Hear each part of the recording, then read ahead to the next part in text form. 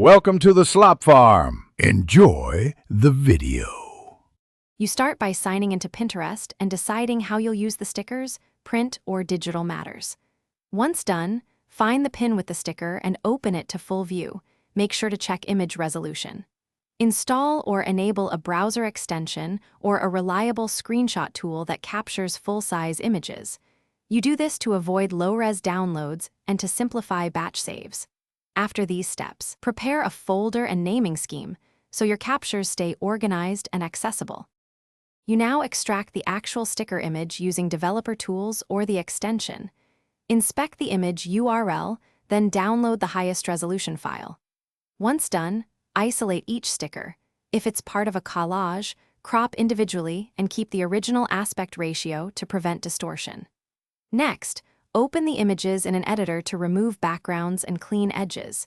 Use magic wand or pen tools for precision. Make sure to save a master file with transparent background, PNG, and a working layered file for edits. You finish by exporting stickers correctly. PNG with transparency at 300 dpi for print or optimized JPG for digital use. Once exported, rename and tag each file, then assemble sheets or upload to your design or printing service. If something goes wrong, blurry edges or low resolution, first re-download the original pin at full size or recapture using a higher resolution setting.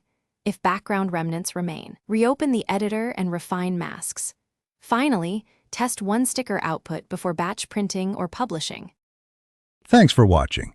Consider subscribing if we helped you today.